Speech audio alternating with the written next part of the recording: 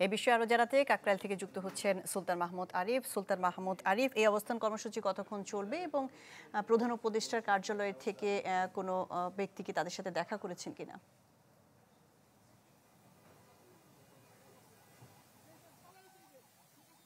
শাহনাজ, এই অবস্থান কর্মসূচি ঠিক কতক্ষণ চলে সেটা এখন পর্যন্ত বলা যাচ্ছে না। তবে যারা আন্দোলন করছেন তারা বলছেন যে প্রধান উপদেষ্টার কার্যালয় থেকে যে কোনো একজন উপদেষ্টা যতক্ষণ পর্যন্ত না এখানে না আসবে ততক্ষণ পর্যন্ত আসলে তারা এখানে যে অবস্থান কর্মসূচি গ্রহণ করেছেন সেটি তারা ত্যাগ করবেন না। এবং যতক্ষণ পর্যন্ত না তাদের এখানে প্রধান উপদেষ্টার কার্যালয় থেকে অন্তর্বর্তীকালীন সরকারের যে উপদেষ্টা রয়েছেন তাদের মধ্যে থেকে কেউ একজন আসবেন, এসে তাদের দাবিগুলো না নেবেন এবং তাদের সাথে কথা না বলবেন ততক্ষণ পর্যন্ত তারা এই অবস্থানটি চালিয়ে যাবেন। মূলত 3 দফা দাবিতে তাদের আজকের এই অবস্থান।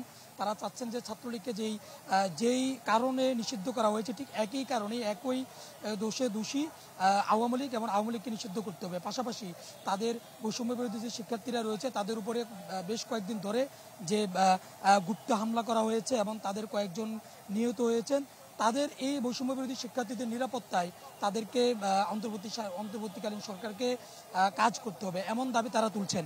এবং এই দাবিতেই মূলত এই 3টি দাবিতেই মূলত শাহবাগ থেকে তারা ইনকিলাব মঞ্চের ব্যানারে বেশ কয়েকজন শিক্ষার্থী সহ ইনকিলাব মঞ্চের নেতাকর্মীরা তারা একটি মিছিল নিয়ে ঠিক দুপুরের সময় তারা প্রধান উপদেষ্টার কার্যালয় অভিমুখে রওনা দিয়েছেন এবং যখন এটি কাকরাইল মোড় পার হয়েছেন তখনই পুলিশের বাধায় তারা এখানে অবস্থান নেন এবং বর্তমানে তারা 3টা পর্যন্ত আলটিমেটাম দিয়েছিল এবং এরপরই 3টার ভিতরে তাদের কাছে কেউ না আসায় তারা এখন মূল সড়কের অর্থাৎ কাকরাইল মসজিদের সামনে গোল চত্বর অবস্থান নিয়েছেন।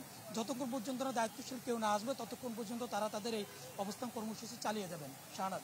জি, সুলতান মাহমুদ আরিফ। আওয়ামী লীগের নিবন্ধন বাতিল সহ 3 দফা দাবিতে গণ অনশন ও অবস্থান কর্মসূচি পালন করছে ইনকিলাব মঞ্চ। এই নিয়ে জানাচ্ছিলেন সুলতান মাহমুদ আরিফ। বছর শেষের খুশি নগদে হবে বেশি। নগদ পেমেন্টে নির্দিষ্ট ক্যাটাগরির কেনাকাটায় 300 টাকা পর্যন্ত ক্যাশব্যাক।